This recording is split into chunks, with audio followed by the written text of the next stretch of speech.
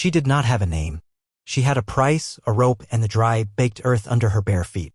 The sun was a hammer beating down on the plank buildings of Providence until the wood itself seemed to sweat resin. Dust, fine as ground bone, coated her skin, filled her throat, and settled in the folds of the burlap shift that was her only garment. It clung to her like a second, grittier skin. They had tied her to the hitching post in front of the saloon, the coarse rope biting into the raw skin of her wrists. She had learned long ago not to pull against it. The pain was a constant, a dull thrumming that lived in her bones, and fighting it only made it sing a sharper tune. A crowd had gathered. Not a large one, just the usual dregs of a Tuesday afternoon. Men with sun-cracked faces and eyes that held the same flat emptiness as the plains around them. A few women watched from the shadowed boardwalk, their faces pinched with a mixture of pity and contempt, a look she knew well. It was the look one gave a stray dog that might have the sickness. She kept her gaze fixed on a loose nail in the post before her. She counted the rings in the weathered wood. She listened to the wind as it whispered through the eaves, a sound lonelier than any human voice. Voices were just noise. They washed over her, a tide of murmurs, spits, and the occasional sharp laugh that felt like a stone thrown at her ribs. "What's Finch asking for her?" a voice drawled, thick with cheap whiskey. "Whatever he can get," another answered. "Joke's on whoever buys her. He won her in a card game down south. Says she's got Choctaw blood. But look at her. More like field hand stock." She did not flinch. Their words were just more wind. They could not touch the quiet, walled-off place inside her where she lived. That place had no windows and one door, and she kept it bolted shut. Jedediah Finch stepped out of the saloon, a man built of soft living and hard opinions. He wiped his mouth with the back of a hand that had never known a callous. His eyes swept over the small gathering, then landed on her, and a smirk pulled at his lips. He saw not a person, but a commodity, a bit of distasteful property he needed to liquidate. He was about to start his pitch when another man came into view, leading a tired-looking horse. He moved with a slowness that was not laziness but a deep-seated weariness, as if he carried whole winters in his bones. He was tall, thin as a fence rail, and wrapped in a dusty brown duster that had seen more weather than most men see in a lifetime. His face was a map of hard miles and quiet sorrows, his eyes the color of a stormy sky just before the rain. He stopped at the edge of the small crowd, his gaze not on Finch but on her. He did not look at her with pity or with scorn. He just looked. His eyes took in the rope, the bare feet, the way her shoulders were hunched to make herself smaller. He saw the nail she was staring at. It was an unnerving sort of attention, so direct and so quiet it felt louder than all the jeering. Finch saw him, and his smirk widened into a predatory grin. He knew this man, Elias Thorne, a rancher from out past the Crooked River, a man who kept to himself since his wife and child were taken by the fever 3 winters back. A man known for his silence and his stubborn sense of honor. Perfect mark. "Well, Elias?" Finch boomed, his voice falsely cheerful. "Just the man. Looking for some help out at that dusty patch of yours? I've got just the thing. Strong back. Quiet too. Won't give you no lip." He punctuated the statement by prodding her shoulder with his boot. She swayed but did not fall. Her eyes never left the nail. A low murmur went through the crowd. This was the sport of it. The humiliation of the woman was one thing, but the humiliation of Elias Thorne, a man who thought himself better than the rest of them, that would be a fine spectacle. Elias said nothing. He just watched her. He saw the tremor in her hands, a vibration so slight it was almost invisible. He saw the cracked skin of her heels. He saw the ghost of a person hiding behind a wall of vacant resignation. "What do you say, Thorne?" Finch pressed, enjoying himself. "She's not much to look at, I'll grant you. But for you, I'll make a special price. A charity case. Consider it a favor." He named a price that was an insult, a sum one might pay for a lame mule. The crowd chuckled. This was the cruel joke they had all been waiting for. They were selling the quiet, grieving rancher a colored bride he didn't want, a burden to add to his solitary life. They waited for him to stalk away in anger, to give them the satisfaction of his fury. Elias Thorne did not get angry. He didn't even seem to hear the joke. His gaze remained on the woman. He looked from her bound wrists to Finch's smug face. He looked at the hard, unpitying eyes of the men around him. And in that moment, a decision settled in him, quiet and heavy as a stone dropping into a deep well. He reached into the pocket of his duster, his movements deliberate. He pulled out a small leather pouch. The crowd fell silent, their amusement turning to confusion. He untied the drawstring and tipped a few coins into his palm. It was more than Finch had asked for. He held them out. "I'll take her," he said. His voice was low and rough, like stones rubbing together underwater. It was not the voice of a man making a purchase. It was the voice of a man ending a conversation. Finch's smirk faltered. This wasn't how the joke was supposed to end. He had expected outrage, not acceptance. But coin was coin. He snatched the money from Elias's palm, his greed overriding his surprise. Elias walked past him, ignoring him completely. He stopped in front of her. She could smell the dust and the rain on him, the scent of the open land. She finally lifted her eyes from the nail and looked at him. She saw no triumph in his face, no ownership. She saw only that same vast, quiet weariness. He pulled a small, sharp knife from his belt. She flinched, a small, involuntary movement, the first she had allowed herself. He held her gaze for a single, long second, his own eyes steady. He was not a threat. His look said it as plainly as any words. He reached out, not to her, but to the rope. With two quick, clean slices, the fibers parted. The rope fell away from her wrists. The sudden freedom was a shock, a pain all its own. She brought her hands to her chest, cradling them, her fingers trembling uncontrollably. She did not know what was supposed to happen now. Elias Thorne turned without another word and walked toward his horse. He untied the reins, swung himself up into the saddle.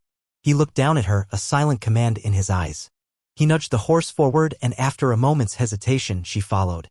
She walked behind the horse, a small, nameless shadow trailing a silent man, leaving the town of Providence and its cruel jokes behind them in the dust. The dust lifted behind them like ghosts. The journey was a long stretch of silence, broken only by the plodding of the horse's hooves and the sigh of the wind across the prairie. The sun bled across the horizon, painting the sky in shades of blood orange and bruised purple. The man, Elias, did not speak. He did not look back to see if she was following. He just rode on, his shoulders set, his posture unchanging. She walked. Her feet, already raw, were soon cracked and bleeding.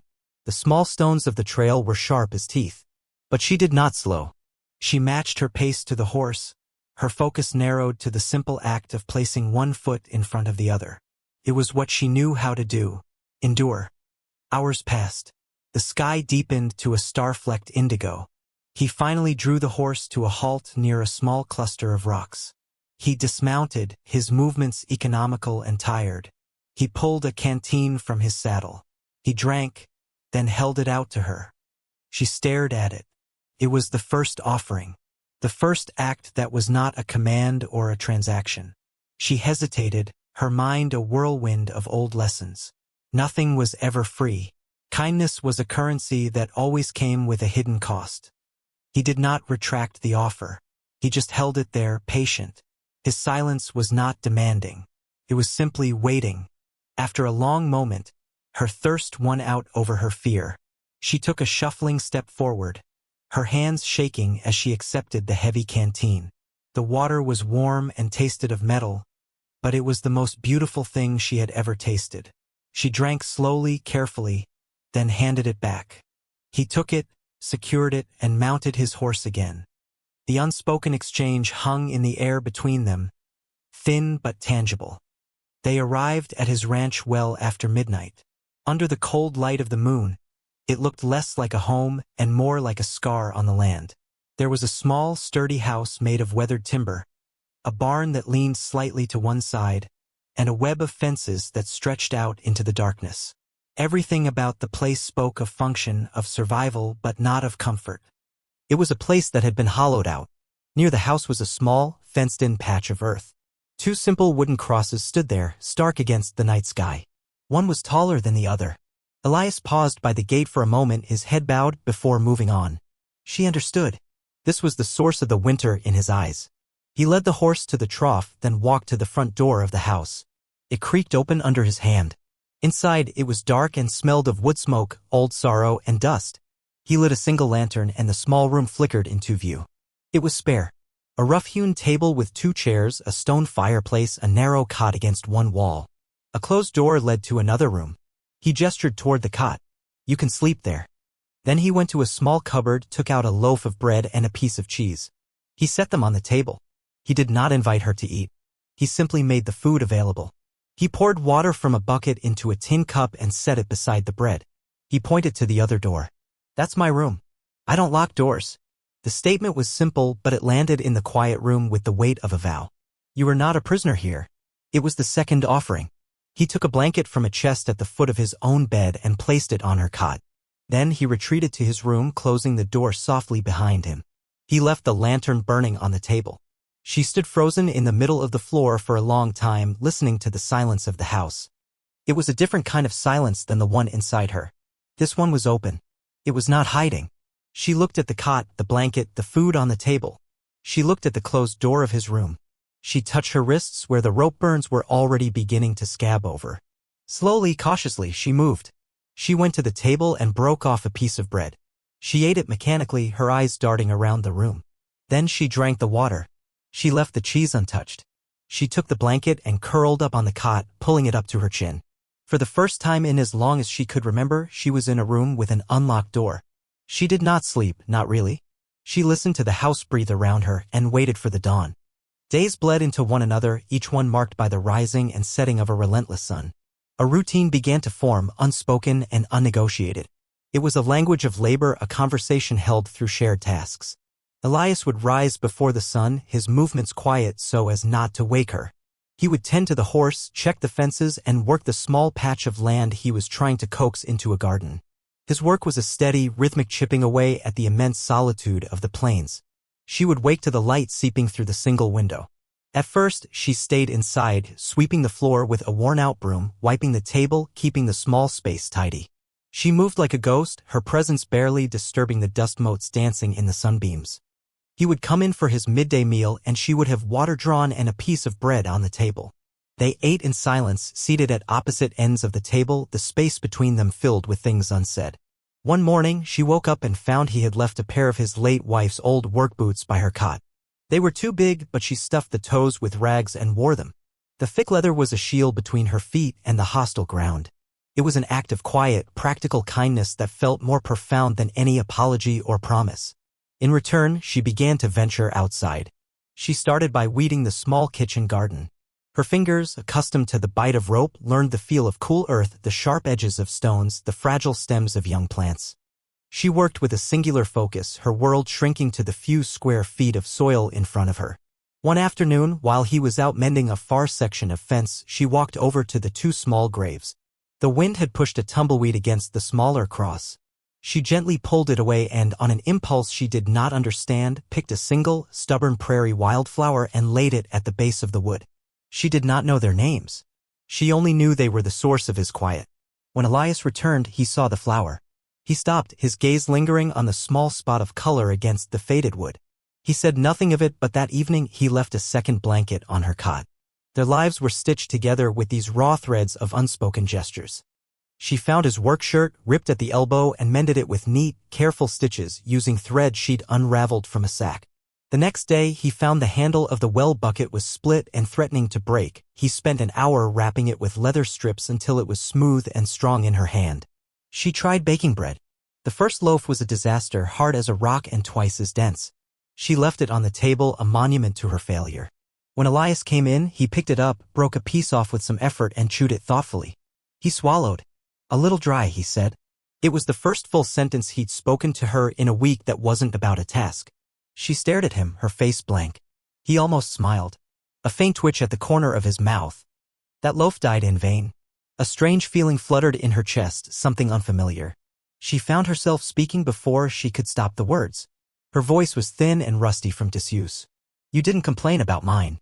His eyes met hers across the table. The hint of a smile vanished, replaced by that deep, steady watchfulness. No, he said, his voice low again. I didn't. The conversation was over, but it left a crack in the silence. One night, a storm rolled in, a monstrous, black-bellied thing that threw lightning against the hills and rattled the little house in its fist. The wind turned mean, shrieking around the corners of the house like a dying animal. The sound of it, the raw violence, clawed at the walls of her quiet inner place. She woke up with a gasp, the scream caught in her throat. She was back there, in a dark room, with a locked door and the sound of heavy footsteps outside. Her heart hammered against her ribs, a frantic, trapped bird. She sat bolt upright on the cot, her breath coming in ragged sobs, her hands clenched into fists. Don't lock me in, she whispered to the darkness, the words torn from a place she kept buried. Please. The door to his room creaked open. Elias stood in the doorway, a silhouette against the deeper blackness of his room. He did not come closer. He did not speak. He just stood there, a silent sentinel, letting her know she was not alone in the storm. She slowly became aware of his presence, and the terror began to recede, washed away by the simple fact of him being there. Her breathing slowed. The frantic bird in her chest grew still. She sat there, trembling in the aftermath, until the worst of the storm passed. He went to the fireplace and coaxed the embers back to life. He put a small kettle on to boil. He made 2 cups of a weak, minty tea and brought one to her, setting it on the floor beside her cot. He sat in his chair by the fire, cradling his own cup, and watched the flames. They sat that way for a long time, the fire crackling between them, the world outside still groaning under the weight of the storm. The silence returned, but it was different now. It was shared. It was a blanket. She took a sip of the tea. The warmth spread through her. She finally found the courage to ask the question that had been sitting in her heart since that day in town. "Why," she asked, her voice barely a whisper. "Why did you take me?" He stared into the fire for a long time, as if the answer were written in the flames. When he finally spoke, his voice was so low she had to strain to hear it. "I know what it is to be sold," he said. "To have a price put on your soul. My father was an indentured man. He worked 15 years to buy his own name back." He turned his head and looked at her, his eyes reflecting the firelight. "No one should be for sale. Not at any price." She held his gaze, and for the first time, the walls inside her began to crumble. He had not bought a worker. He had not bought a woman. He had bought her freedom because he knew what it was worth. In the flickering light of the fire, in the heart of the storm, she began to feel something she had thought long dead. A sliver of trust. A fragile, tentative seed of hope. The fire only changes everything if something new is waiting in the ash. The land itself was holding its breath. The summer heat had baked the plains to a pale, brittle gold. A stillness had fallen over the ranch, a quiet rhythm of life that felt both fragile and fiercely protected. He had started calling her by the name of the wildflower she had placed on the grave mallow. It was not a question, just a simple fact. He said it one day when handing her a pale, mallow, the well needs priming, the name settled on her, light as a seed pod, and for the first time she felt herself begin to have substance. Then, one afternoon, she saw it. A plume of dust on the far horizon. It was not the random drift of a dust devil, but the deliberate, purposeful cloud of riders. Her blood ran cold. The quiet place inside her, which had just begun to open, slammed shut. Elias saw it too. He was on the roof of the barn, replacing a warped shingle, and he went still, a hawk spotting a snake in the grass. He climbed down without haste, his movements measured, but his eyes were hard as flint. He met her gaze from across the yard, and a silent understanding passed between them. The past had come to collect its debt. He went into the house. When he came back out, he was carrying his rifle. He didn't hold it in a threatening way, just carried it resting in the crook of his arm. It was a statement of fact. This land was his. What was on it was his to protect. She stayed where she was, near the garden, her hands clenched at her sides. The urge to run, to hide, was a physical sickness in her stomach. But she looked at Elias, standing straight and calm in front of his home, and she held her ground. Her feet, clad in his dead wife's boots, felt rooted to the earth. This was her place now, too. She had weeded this garden. She had mended the shirt on his back. She would not run. 3 riders crested the low hill and came toward the house. The man in the middle was Jedediah Finch. He rode with an arrogant slump, a cruel smile already playing on his lips. He thought he was coming to foreclose on a bad deal, to take back what was his. They pulled up a dozen yards from the house. Finch's eyes swept over the scene, taking in Elias with his rifle and her standing by the garden. Her posture was different. She was no longer the hunched, defeated creature he had tied to a post. She was standing tall, her chin up, her eyes fixed on him with a cold fire he didn't recognize. "Thorne," Finch called out, his voice slick with false bonhomie. "I've come on a matter of business." "You've got no business here, Finch," Elias said, his voice flat and even.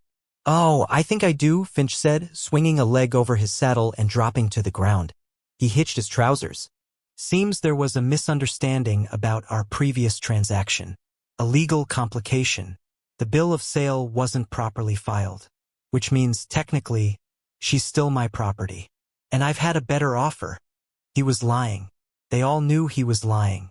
It wasn't about legality. It was about pride. He couldn't stand that his cruel joke had been turned against him, that Elias had taken his piece of trash and given it a home. He couldn't stand the sight of her, looking like a person instead of an animal. "She's not property," Elias said, his voice dropping lower. "And she's not for sale." Finch laughed, a short, ugly sound. "Don't be a fool, Thorne. She's what she is. I own the paper on her. You going to shoot me over a field hand?" He took a step forward. "Come on now, girl. Let's go." "No trouble."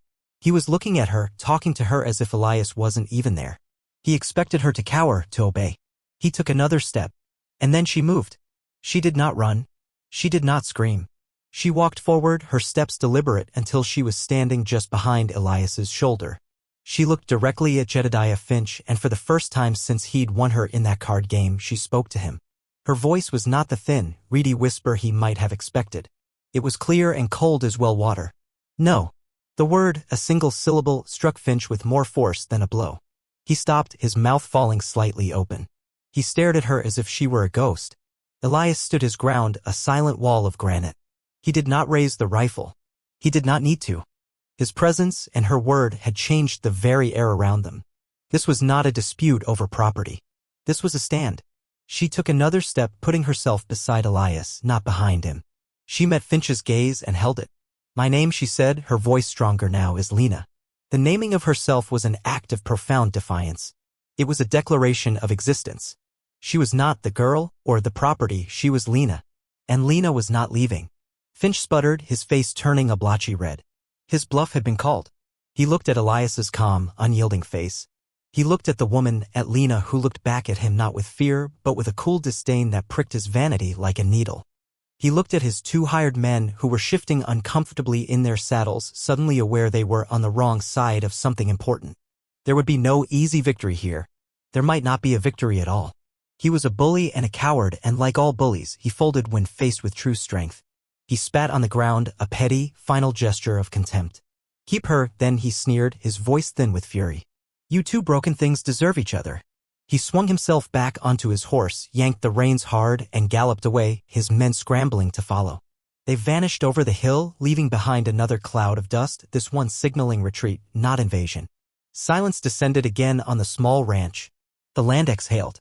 Lena stood beside Elias, the adrenaline slowly draining out of her, leaving her trembling. She had faced the monster from her past and had not been devoured. Elias finally lowered the rifle. He turned to her. His face was unreadable, but his eyes held a new light. He had seen her fear, and he had seen her courage.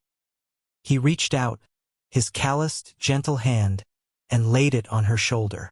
It was not a gesture of ownership. It was a gesture of solidarity, of affirmation. "You didn't run," he said, his voice filled with a quiet wonder. She looked up at him, at this man who had bought her freedom, given her shelter, and stood with her against the world. "This is my home," she said, and she knew, with a certainty that settled deep in her bones, that it was true. The dust from Finch's departure settled. The sun began its slow descent, softening the harsh edges of the world. In the aftermath of the confrontation, a new kind of quiet fell over the ranch, a quiet not of solitude, but of shared peace. The unspoken contract of shelter and work had been forged into something stronger in the heat of that moment. It had been forged into a bond. That evening, Elias did something he had never done before. He pulled the second chair away from the far end of the table and set it next to his own. When they sat down to eat the stew she had made, their shoulders were almost touching. The space between them had finally closed. A few days later, he hitched the horse to the wagon. "Get your shawl," he said. "We're going to town." Fear, a cold and familiar snake, coiled in her belly. Town was a place of shame, of jeering crowds and pointed fingers. She looked at him, her eyes wide with question. "It's time," was all he said. The journey back to Providence was different. She sat beside him on the wagon seat. He drove the horse at a steady pace, his hands sure on the reins. When they arrived, the town looked smaller, less threatening. The people who saw them looked away, their faces a mixture of curiosity and a newfound respect. News of Finch's defeat had traveled faster than they had. Elias didn't stop at the saloon or the general store. He pulled up in front of the small, dusty office of the circuit judge. He helped her down from the wagon, his hand briefly taking hers. It felt solid and real. The judge was a tired man with ink stains on his fingers. He looked at them over his spectacles, his expression neutral. "Elias," he said, with a nod. He looked at Lena. "Ma'am." "Judge," Elias said, his voice steady. "We need a license. We're getting married." Lena's breath caught in her throat. She looked at Elias, searching his face. He met her gaze, and in his eyes she saw no passion, no romance, but something far more vital, a promise. A promise of protection, of permanence, of a name that no one could ever take from her again. This was not a marriage of love in the way the stories told it. It was a fortification.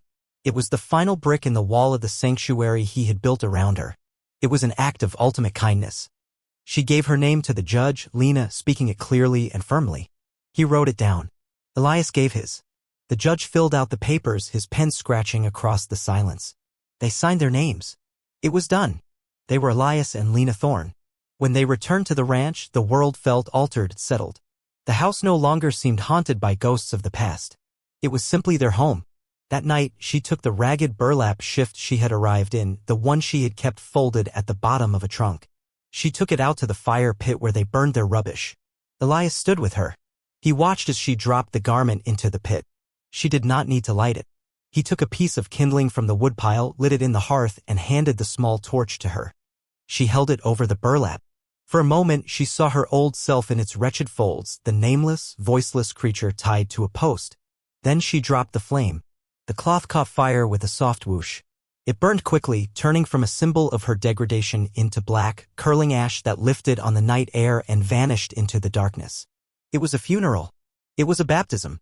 She turned back to the house, feeling lighter than she had in her entire life. Inside, the fire in the hearth cast a warm, golden glow. Elias was there, waiting. He had moved her cot from the main room. He had not moved it into his room. He had dismantled it. He had laid a second pillow on his own bed.